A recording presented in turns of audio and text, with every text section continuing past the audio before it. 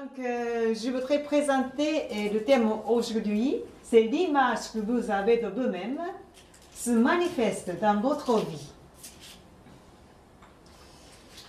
Et est-ce que vous croyez que tout ce qui se passe autour de vous, c'est tout à fait par hasard? Non. Et c'est vrai. C'est vrai. Rien ne se passe par hasard. Et c'est vous qui provoquez ce qui se passe autour de vous. C'est vous qui provoquez. C'est vos pensées qui se manifestent autour de vous. Et autrement dit, c'est votre subconscient se manifeste autour de vous. Et autrement dit, c'est l'image que vous avez de vous-même au fond de votre cœur se manifeste dans votre vie. C'est ça la réalité. Donc c'est la conclusion, point final. Mais quand même, je voudrais présenter un petit peu plus. Et chacun a son propre tableau en vous, son propre tableau dans votre cœur. Et ce tableau représente et vos pensées, et votre cœur, etc. Et prenons un exemple pour la facilité de compréhension. Et il y a deux messieurs, et l'un qui s'appelle Claude, et l'autre Édouard.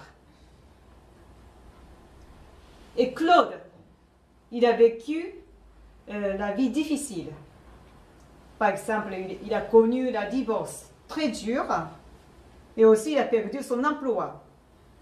Et il a eu aussi la difficulté financière dans la vie. Mais chaque fois qu'il a rencontré la difficulté, il a fait des efforts et il a surmonté ses problèmes. Et que maintenant, il s'est remarié avec une femme et il a fait des enfants et il vit heureux. Et maintenant, il continue à travailler et pour rendre les autres heureux. Ça, c'est la vie de Claude. Et est-ce que son tableau est plutôt clair ou sombre? Bah, maintenant, il est clair. Oui, oui, oui. Donc, je vous montre comme ça le tableau de Claude. Ah bah oui. Voilà. Donc, c'est clair. Ah, oui. C'est très clair. Et bien sûr qu'il y a des ombres quelque part. Parce que quand il y a le soleil, ça donne des ombres. Ça fait des ombres aussi. Donc, On a les deux côtés. c'est normal. Normal. Donc, c'est clair. Son tableau. Et vous savez qui a peint ce tableau? Vous savez? Non. Non? Quelqu'un de très connu? Oui, très connu. C'est pas Manet, Edouard Manet, non? C'est Claude Monet. Claude Monet. Claude Monet, Monet. voilà. Donc, je crois que vous pouvez reconnaître dans ce tableau-là. Et un autre, je vais vous montrer. Ah oui, là, Ça, vous c'est reconnaissez. plus connu. Vous connaissez. Claude Monet. Ouais, c'est plus connu. Donc, ce tableau me rappelle vraiment le monde céleste, n'est-ce pas? Très clair. Claude Monet. Et puis, l'autre monsieur s'appelle Édouard. Donc, il menait la vie comme ci, comme ça. Mais au moment donné, il est tombé malade. Et il a perdu son travail. Et il ne peut plus travailler normalement parce qu'il est un peu handicapé. Mais il arrive à obtenir une allocation par l'État. Mais dans son cœur, il a beaucoup de mécontentement et de frustration. Et que son allocation a été baissée. par, par le gouvernement actuel. Alors, il reproche le gouvernement, Macron, et aussi le système politique. Donc, il ne se sent pas heureux. Alors, quel est son tableau? Noir. Oui, plutôt sombre. Plutôt sombre. Il y a peut-être de la clarté. Alors, je vais vous montrer son tableau. Voilà. Ah, quand Edvard même. Munch. Et- Ça, vous connaissez. Munch. Ça, vous connaissez. Peut-être. Ah, c'est Munch. Munch, Edvard Et Munch. de Var- J'ai été voir son expo. Oui, oui. Munch. Comment ça se prononce Je sais ça? pas. Munch. Ah oui. Edvard Munch. Oui, c'est M-U-N-C-H. ça, Munch. Parce qu'en japonais, on dit Munch, mais c'est Munch. Ah, c'est Munch. Oui, oui, oui. Ah, Donc, il est vous très voyez, connu, c'est sombre, ces trucs. ah, il y a beaucoup de couleurs sombres et noires et tout ça. Donc, il n'y a pas de clarté dans son tableau. C'est vrai que chaque tableau comporte sa propre vibration. Et il n'y a pas que des tableaux, hein, il y a chaque musique aussi. Oui, musique aussi. Et sa propre vibration. Et qui correspond du ciel jusqu'en enfer. Donc le tableau de Monet, je crois que ça correspond au ciel. Mais le tableau de Munch, Ah, ouais. qui Munch. correspond à l'enfer. Ça, c'est vrai. Et donc, on compare maintenant deux monsieur, Claude et Édouard. Et l'image, son image de Claude, son propre image de Claude, est-ce que c'est positif ou négatif? Positif. C'est positif. Positif, Oui, oui. c'est positif. Parce qu'il a eu la conviction qu'il arrive à surmonter des difficultés. Ouais. Quelle que soit la difficulté, on peut surmonter. Ça, c'est la conviction de Claude. Donc, même s'il a des difficultés, son image, son propre image est très positive. Ouais, c'est un bâton. Oui. Et donc, si j'écris, c'est un peu comme ça. Nous avons tous notre cœur. Ça, c'est comme la pleine lune. Ça, c'est Claude. Mais il arrive parfois des difficultés. C'est rouge. Donc, parfois, la pleine lune se dégonfle comme ça, parfois. Mais avec des efforts, ils peuvent rectifier, ils peuvent régénérer ou regonfler son cœur. Donc, en fait, il a toujours dans son cœur une pleine lune à l'intérieur. Ça, c'est Claude. Et l'autre, son propre image d'Edouard. C'est comment? Bah, c'est sombre. C'est sombre, c'est négatif. C'est C'est négatif. négatif. Et c'est un peu comme croissant.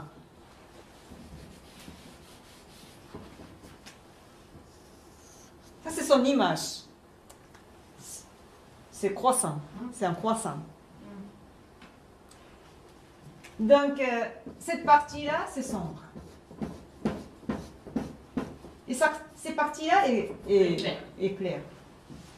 Mais le problème, c'est que si on a l'image plutôt négative, alors ce qui manque dans cette partie-là se réalise. Ce n'est pas que la partie lumineuse se réalise, la partie manquante qui se réalise. Vous voyez? Ça, c'est l'effet de croissant. L'effet de croissant. Donc, si vous croyez que, si vous pensez toujours qu'il y a quelque chose qui me manque, alors la sensation qu'il nous manque se réalise. Ça, c'est l'effet croissant. Et donc, j'ai cité un exemple de deux personnes très opposées.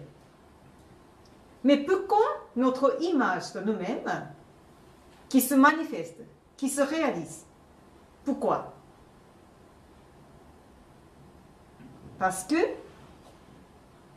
nos pensées, ont une entité réelle. La pensée est une entité réelle. La pensée est une énergie. La pensée est une force réelle. C'est pourquoi ce que vous pensez tous les jours au fond de votre cœur se manifeste, se réalise. Et aussi, ce que vous pensez au fond de votre cœur attire les choses et les phénomènes. Et c'est ce qu'on dit, la loi de l'attraction. Ça, vous connaissez la loi de l'attraction. Mais faites attention, la loi de l'attraction ne travaille pas uniquement et dans une bonne direction. La loi de l'attraction travaille même dans une mauvaise direction. Et donc, si vous croyez au fond de votre cœur, je réussirai comme ça, alors vous aurez le succès dans votre vie plus tard.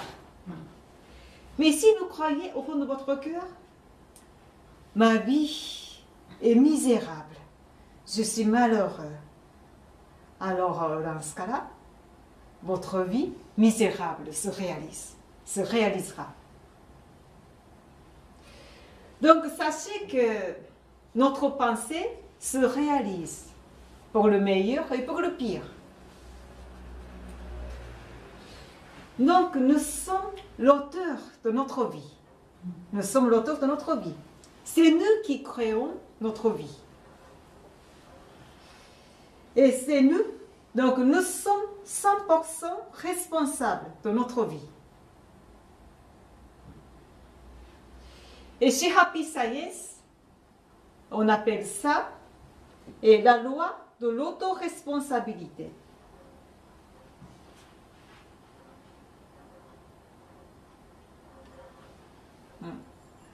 Voilà.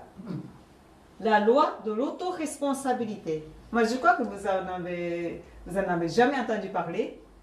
Mais chez Happy Science, on dit ça, la loi de l'autoresponsabilité. C'est-à-dire, nous sommes 100% responsables de notre vie.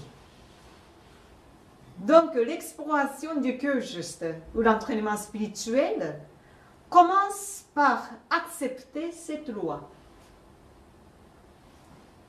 Et une fois que nous avons bien accepté le fait que nous sommes 100% responsables de notre vie, alors nous pouvons nous remettre au point de départ de changer notre vie. Pourquoi?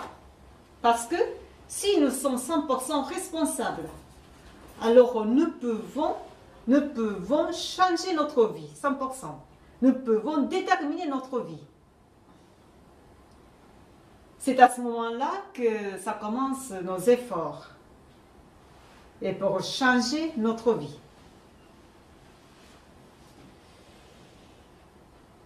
Et donc, tout d'abord, il est important de reconnaître ce que nous pensons au fond de notre cœur.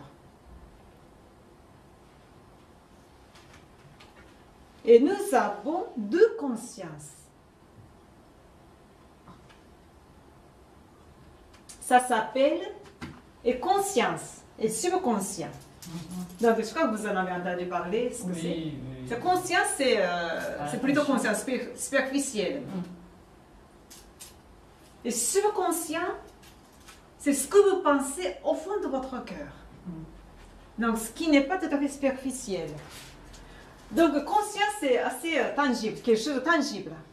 Donc, vous pouvez reconnaître assez facilement. En fait. Ouais. Mais tandis que le subconscient, c'est quelque chose de très profond et que ce n'est pas évident qu'on reconnaisse notre subconscient. Ce n'est pas évident. Et parfois, les deux consciences sont très différentes. sont très différents.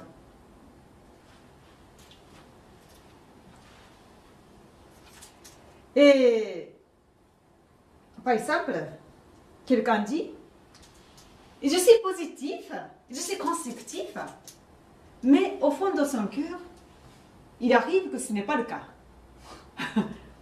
Oui, ça arrive souvent. Hein. Je suis positif, je crois que je suis positif, mais en fait, ce n'est pas le cas.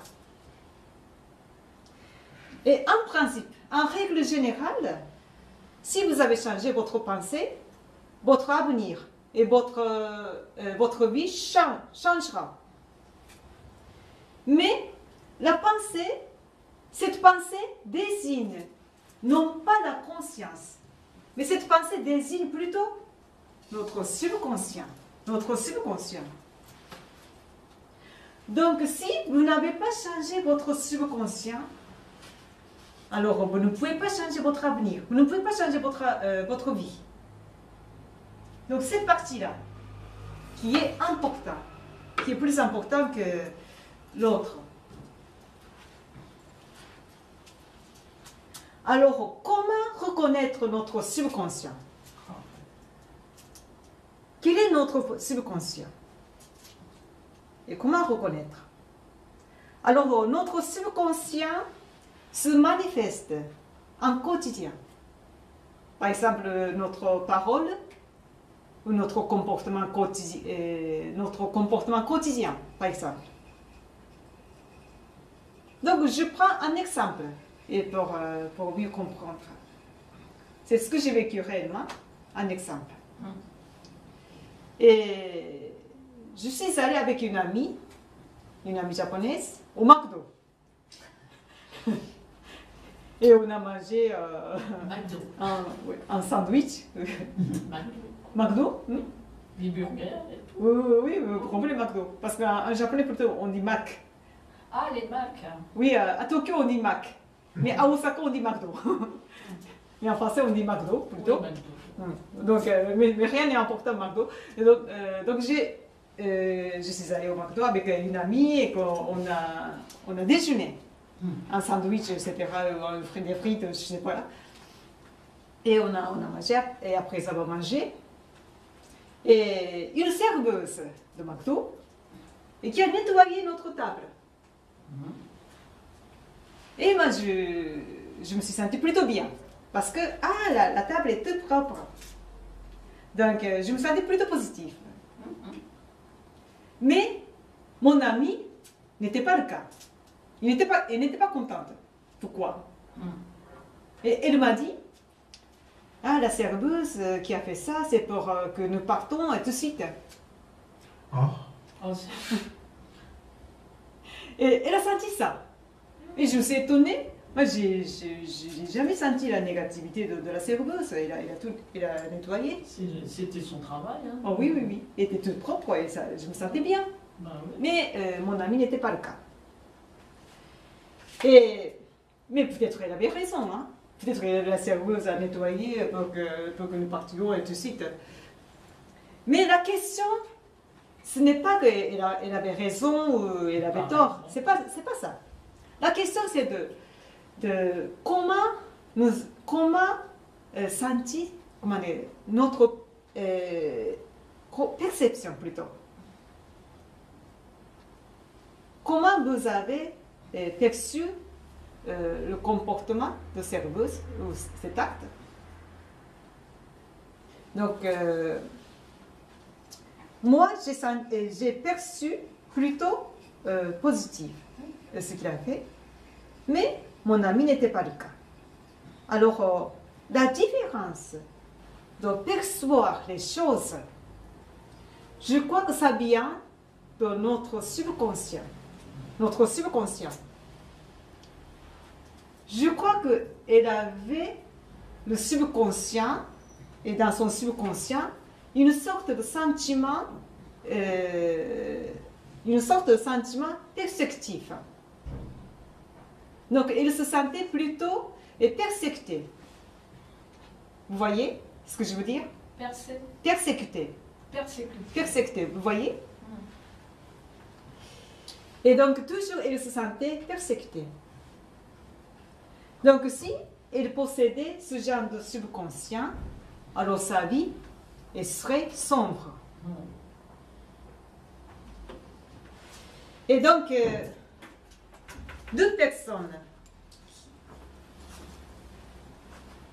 qui n'avaient pas la même perception des choses, perçoivent des choses.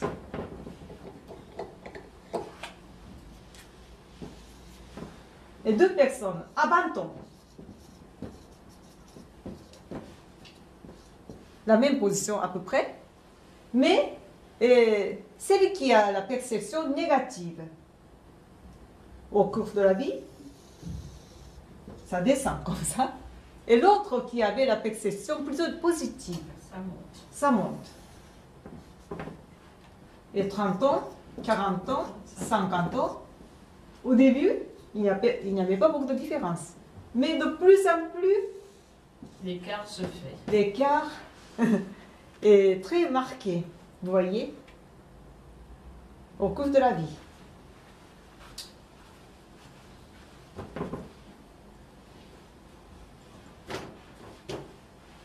Et donc, c'est ainsi que la vie se forme. Donc, je crois qu'il est important tout d'abord de reconnaître ce que nous pensons au fond du cœur, notre subconscient. Si c'est positif ou négatif. Très positif, un peu positif, moyen, un peu négatif, très négatif. Je crois qu'il y a beaucoup de degrés. Hein. Donc, si vous avez dans votre subconscient quelque chose de négatif, il est important de remplacer plutôt par des pensées positives. Voilà. Donc, jusqu'ici, je vous laisse montrer, je vous laisse écouter un extrait de conférence Maître Okawa sur ce sujet, la reconstruction de votre vie.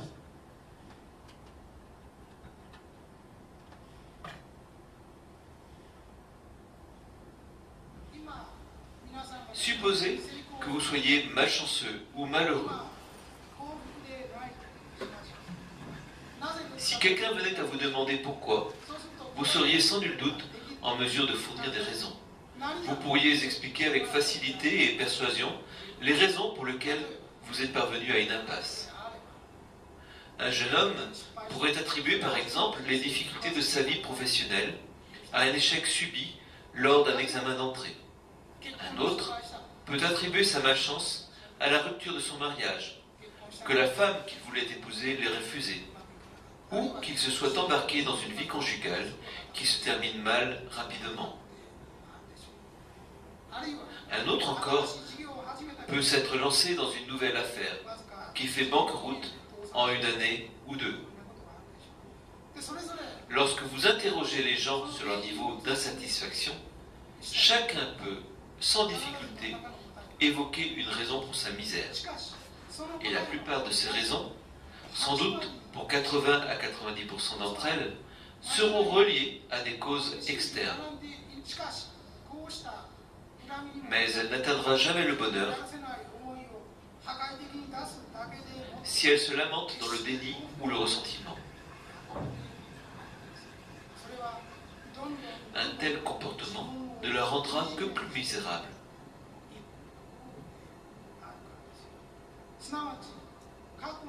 Je dirais que quiconque s'accroche à la misère de son passé n'a pas l'intention de devenir heureux.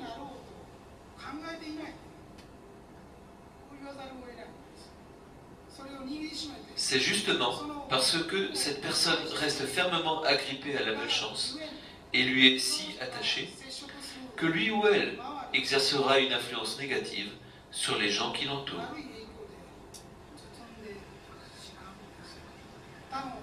Chaque fois que d'autres apercevront cette personne, ils se sentiront déprimés. Le simple fait de s'entretenir avec elle les mettra mal à l'aise, de sorte qu'ils tenteront de l'éviter et de la rencontrer le moins possible. En conséquence, la personne déprimée se lamentera davantage encore, Je suis si malheureux, mais personne ne me comprend. Pire encore, les gens prennent leur distance avec moi.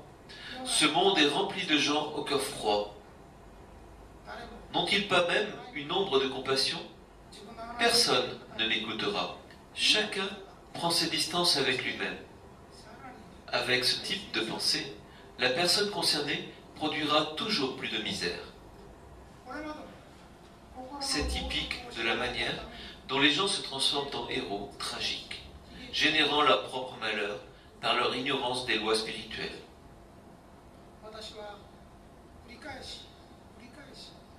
C'est bien là le point sur lequel je veux insister de nouveau. La haine, la jalousie, l'insatisfaction et les griefs peuvent apparaître de manière spontanée.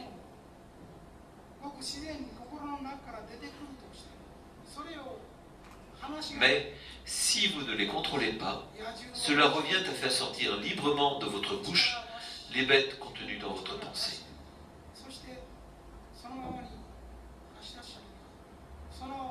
Ces bêtes sauvages que sont la jalousie, la méfiance, l'insatisfaction, les griefs et doléances, laissées ainsi sans contrôle, ne se contenteront pas de blesser seulement les autres.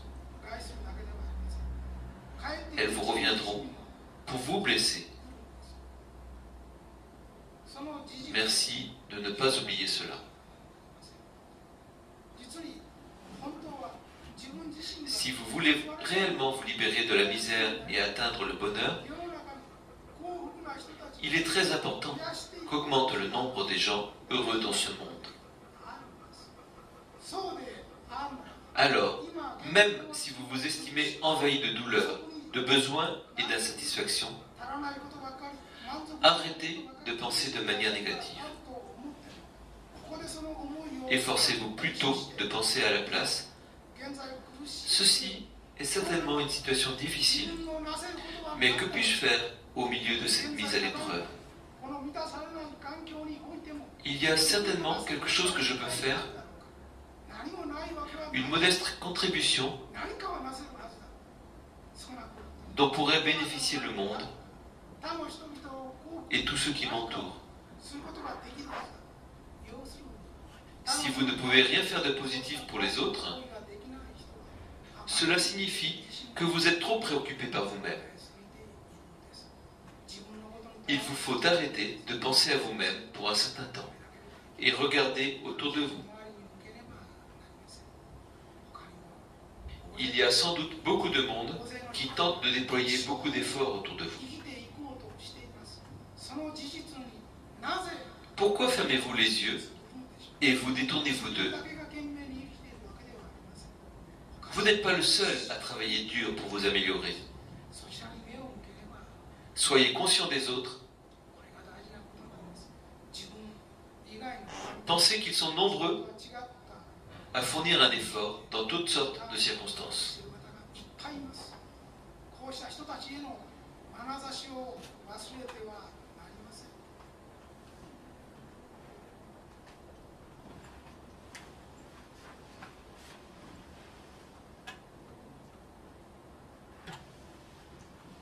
Donc, pour atteindre le bonheur, il est important de changer notre mode de pensée. Et donc, la méthode pour changer notre mode de pensée, et ça s'appelle autoréflexion. Et autoréflexion, c'est une notion plutôt bouddhiste. Et par exemple, ça c'est le noble sentier octuple. Est-ce que vous en avez entendu parler? Non?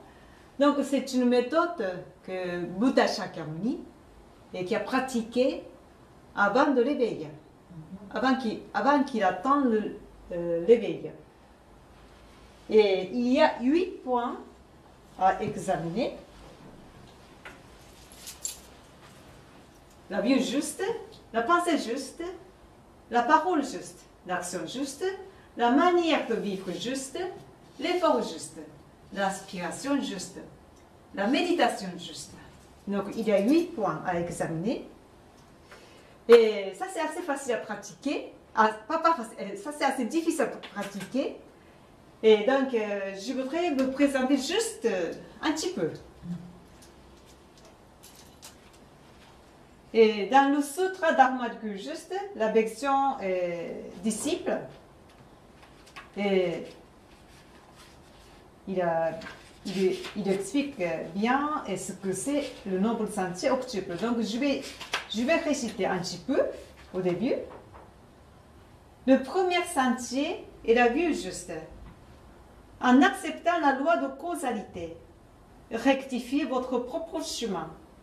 Telle cause provoque tel effet. Tous les effets proviennent de causes et de conditions, en soi-même ou dans le sol. On sème un noyau, que l'on arrose, l'arbre donne un fruit, que l'on récolte. Douceur ou amertume du fruit provient de l'espèce du noyau et de sa culture. Ainsi, votre bonheur ou malheur a sa cause dans le passé. La vue juste signifie se retourner pour s'examiner soi-même. Le deuxième sentier est la pensée juste. Regardez calmement votre intérieur pour saisir sa nature véritable. Apaisez la flamme de vos passions et rejetez tout attachement. L'attachement, c'est ce qui adhère au cœur. Ce sont les trois poisons. Le premier poison est avidité. Le deuxième poison est colère. Le troisième poison est ignorance. En cherchant à vous défendre, vous nuisez aux autres et finissez par vous détruire. C'est un serpent venimeux, un démon de votre cœur. Voilà l'ennemi de la nature divine. Etc. Donc, c'est comme ça qu'on s'examine soi-même. Mais la pratique du noble sentier octuple demande un examen très très profond. Parce que c'est un peu comme le nettoyage du marais. Donc, ça ne peut pas se pratiquer facilement. Donc, en général, on pratique le noble sentier octuple dans un temple de Happy Science. Et parce que, et je vais montrer, au Japon, il y a beaucoup de temples comme ça. Il y en a beaucoup plus, c'est juste une partie. Hein. Les temples principaux et les temples régionaux, etc. Et je vais vous montrer Nikko Shoja.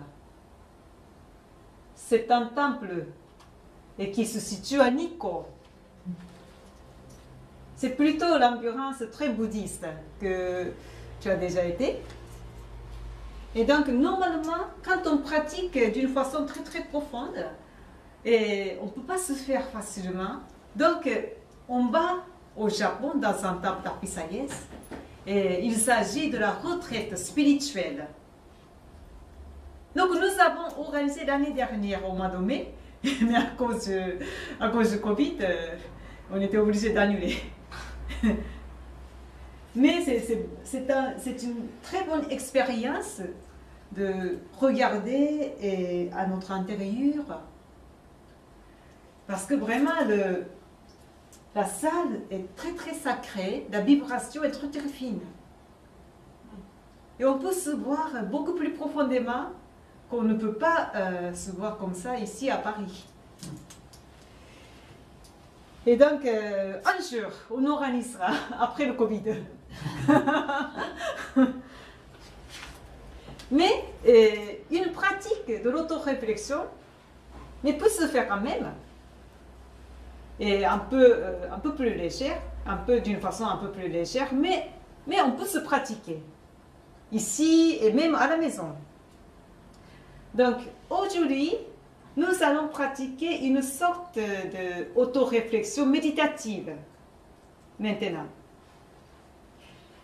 Et cette méditation, ou plutôt c'est une pratique d'autoréflexion parce que c'est entre les deux, et consiste à prendre des photos de votre vie et qu'on examine ces photos. Voilà, ça c'est le principe. Alors, nous allons maintenant et se faire un petit peu de respiration profonde avant d'entrer à la pratique de cette méditation auto-réflexive.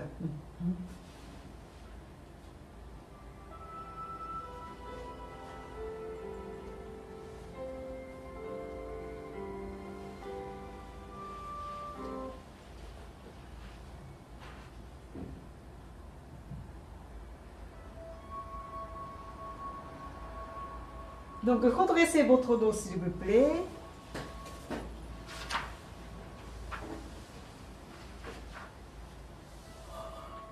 Et relaxez vos épaules.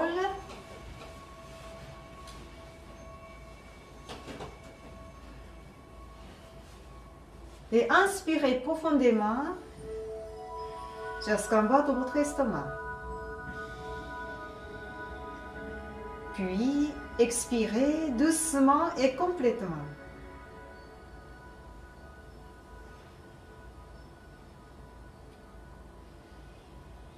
Et inspirez à nouveau profondément. Et expirez doucement et complètement.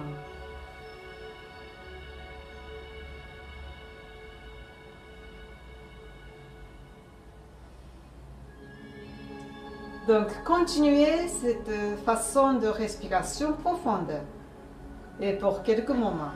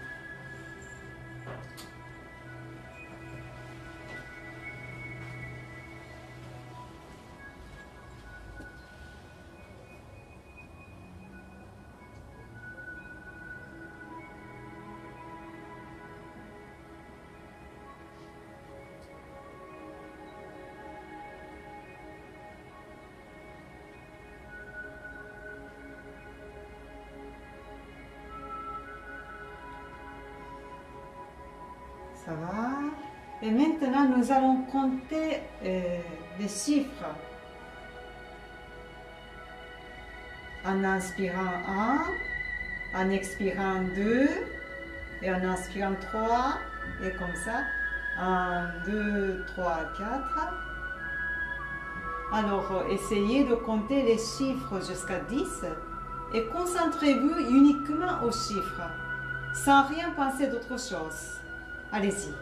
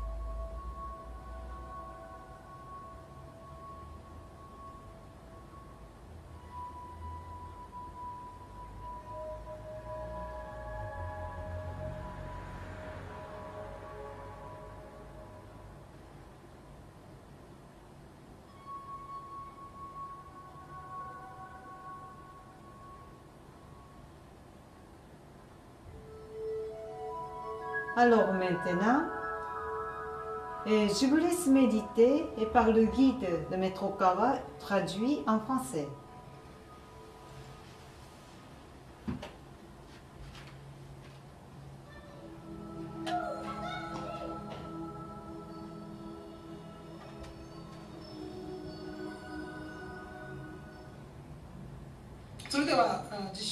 Commençons la pratique.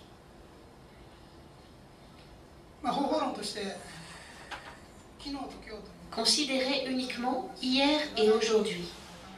Réfléchir sur toute sa vie prendrait beaucoup de temps. Pour aujourd'hui, je limiterai donc le champ de notre réflexion à hier et aujourd'hui. Nous allons d'abord tenter d'arrêter nos pensées. Depuis votre lever hier matin jusqu'à maintenant aujourd'hui, le temps écoulé sera entre 36 et 48 heures.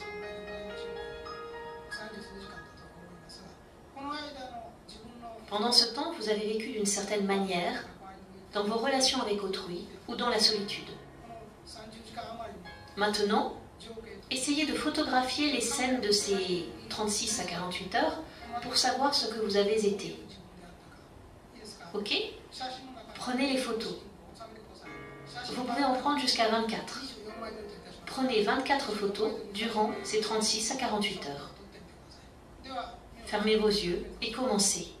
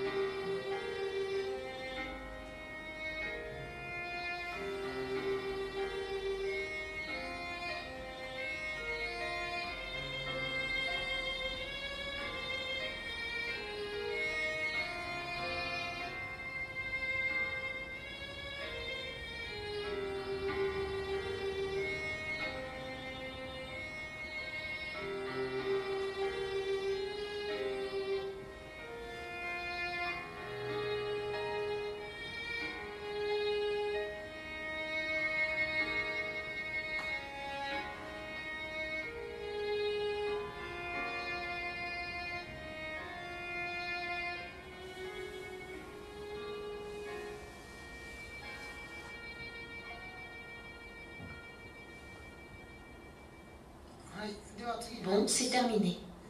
Je suppose que cela n'était pas aisé de prendre 24 photos. C'est un entraînement pour observer sa façon de vivre de manière objective et désintéressée. Vous avez quand même pu prendre quelques photos de quelques scènes symbolisant votre journée. Quand vous contemplez ces photos, vous pouvez déterminer la qualité de vie menée à ce jour. Au lieu de filmer votre vie pendant 24 heures, ces quelques photos seront suffisantes pour connaître le genre de vie menée. Cet exercice sert à vous entraîner à transposer rapidement le temps de 24 heures en des images à 2 dimensions. Au lieu de vous repasser une vidéo de 24 heures, vous vous remémorez quelques photos pour en contempler les comportements symboliques. Voilà une méthode visuelle pour s'observer objectivement.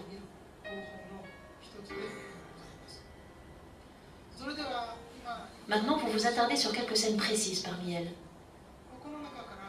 Je vous invite à sélectionner 3 photos.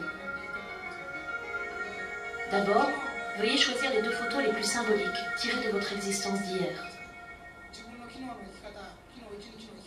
Choisissez 2 photos qui fournissent une bonne illustration de ce vécu.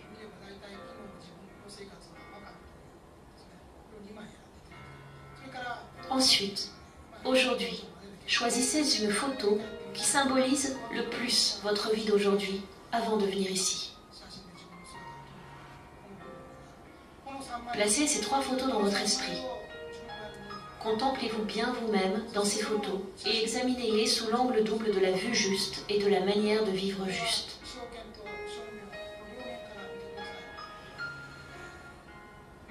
Établissez une évaluation correcte de vous-même.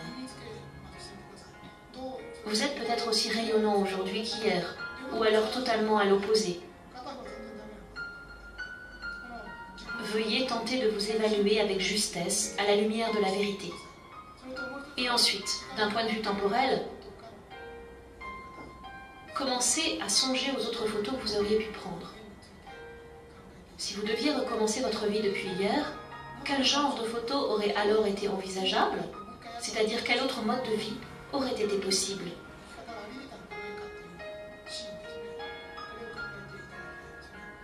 Après avoir évalué correctement les scènes prises dans vos photos, demandez-vous si ces scènes auraient été différentes. Il s'agit de votre image idéalisée, ce que vous auriez dû être. Ok? Bon, commençons. Redressez le dos et fermez les yeux.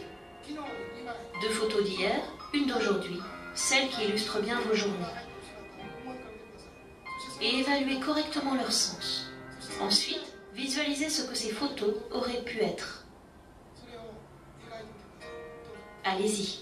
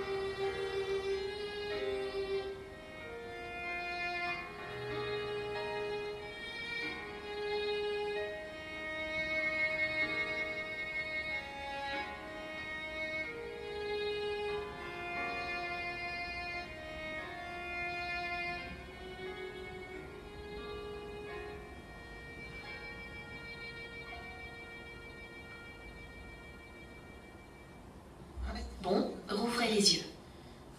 Comment ça s'est passé? Vous ne saviez pas quoi faire quand on vous a demandé de prendre 24 photos.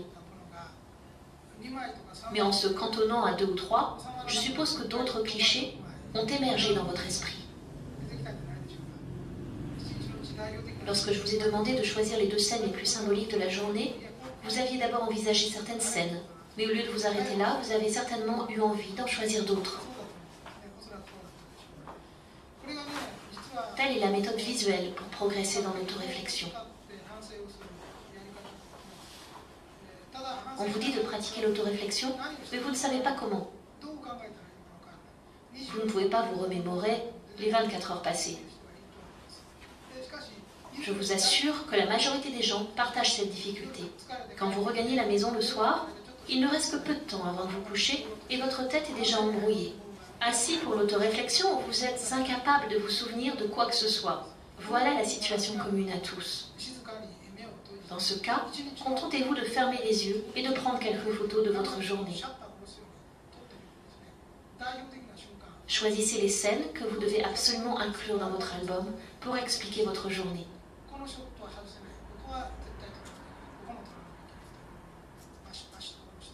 Ce sont des photos spirituelles qui apparaissent sans faute. En fait, ce sont ces scènes pouvant être prises en photo qui se trouvent conservées dans la bande de pensée. Les scènes impossibles à être photographiées ne restent pas dans votre bande de pensée. Ce sont ces scènes photographiables qui sont gravées dans votre bande de pensée et projetées lors de votre retour dans l'au-delà. Vous avez compris? Elles sont projetées les unes après les autres, sans discontinuité. Vous venez en fait de consulter votre bande de pensée, où les photos conservées sont celles qui seront projetées dans l'au-delà à une vitesse importante, caractérisant le genre de vie que vous aurez mené. Ce retour sur soi, à l'aide de quelques photos, est extrêmement important. Ces images sont conservées dans votre âme. Si le contenu de cet album peut être montré aux autres sans hésitation, c'est extraordinaire. Mais en réalité, il y a toujours une ou 2 photos que vous aimeriez censurer. Oui, on a des parties qu'on ne veut pas que les autres voient. C'est bien de pouvoir montrer nos livres de photos sans honte. Vous avez compris? C'est plutôt facile comme méthode d'autoréflexion. Essayez de la pratiquer.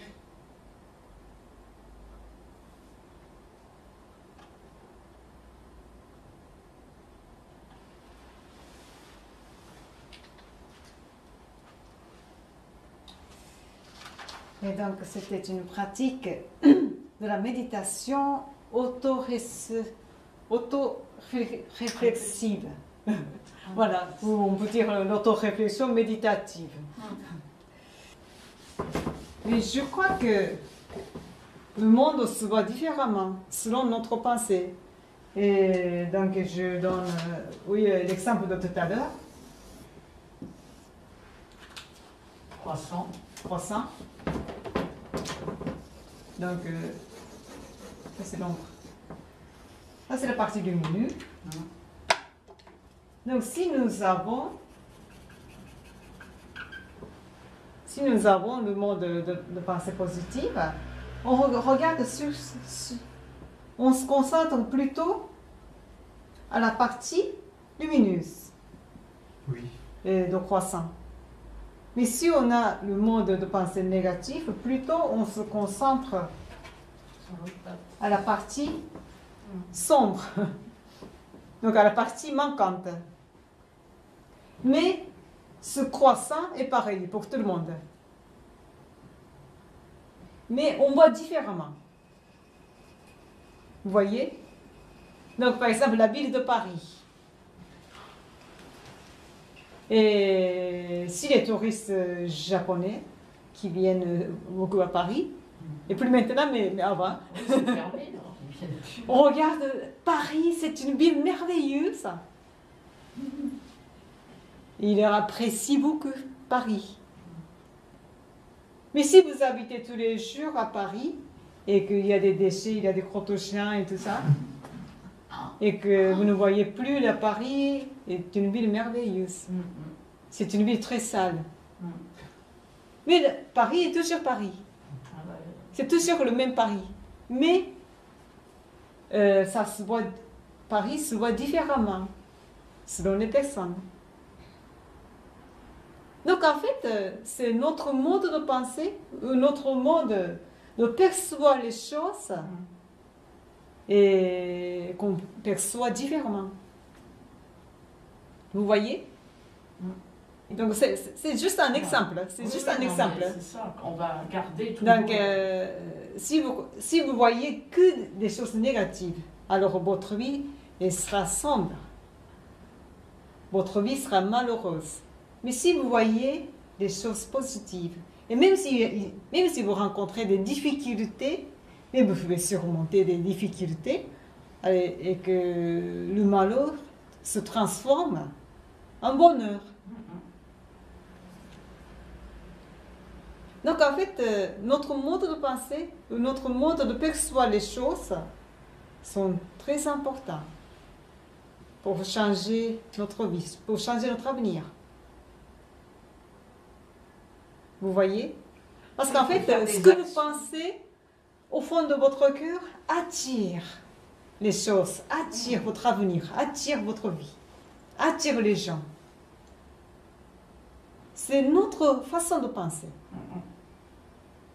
Donc, je crois que changer notre pensée, c'est dire est très facile.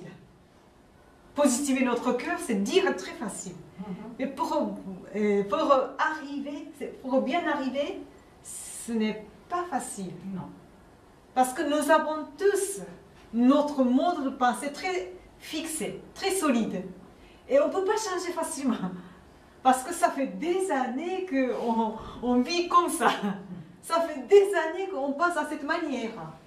Donc pour changer, ce n'est pas facile.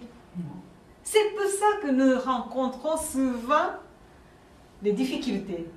L'accident, la maladie, et l'échec, etc. Et quand on a rencontré quelque chose, des difficultés, et on se rend compte que ma façon de penser n'était pas bonne.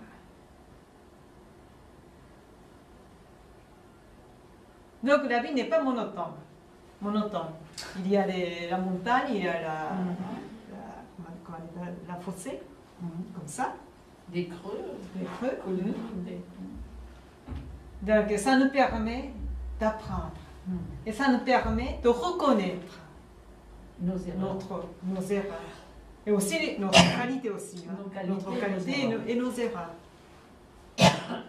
Oui. Et de les transformer, de pouvoir agir dans l'autre sens, quoi. Et que l'existence des autres aussi, l'existence des autres nous permet de percevoir, nous permet de reconnaître nos erreurs et notre qualité aussi. Oui. Parce que si on est tout seul, complètement tout seul dans ce monde, nous ne pouvons pas reconnaître quelle est notre qualité, quels sont nos défauts. Mais l'existence des autres nous permet de nous reconnaître, nous permet de connaître. Donc, c'est un effort de tous les jours. Oui. Donc, ceux qui font beaucoup d'efforts, ça monte petit à petit. Ouais. Petit à petit. Hein. Mais ceux qui n'ont pas du tout l'effort, soit comme ça, soit comme ça.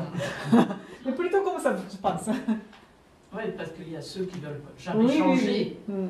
Et je vous ai déjà dit que la vie, c'est un peu comme escalateur. Et nous montons dans l'escalator qui descend.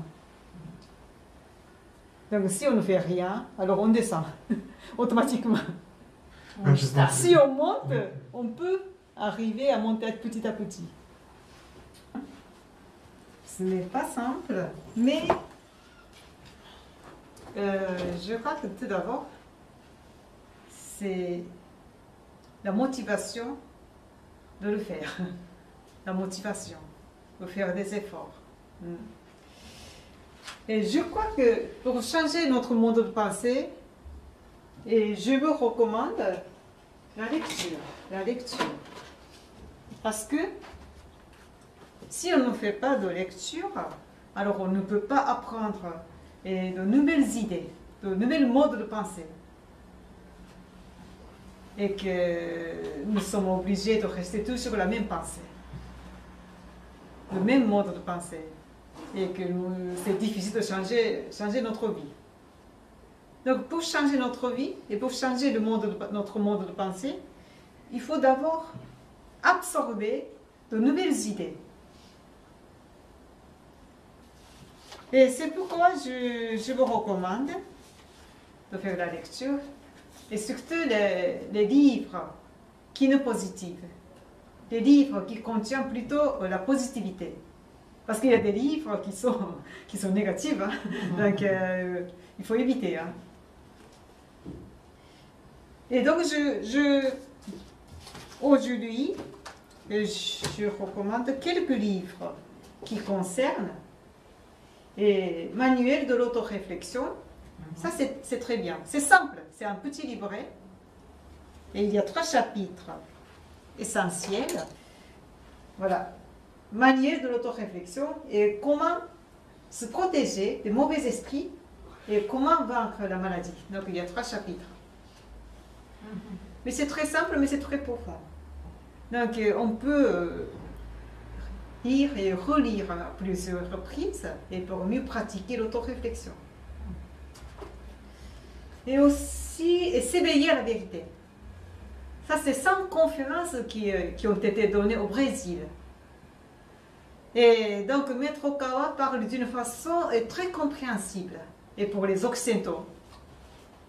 Et ils expliquent ce que c'est la vérité, ce que c'est le bonheur, et les 4 principes, amour, sagesse, autoréflexion, au progrès, aux Brésiliens.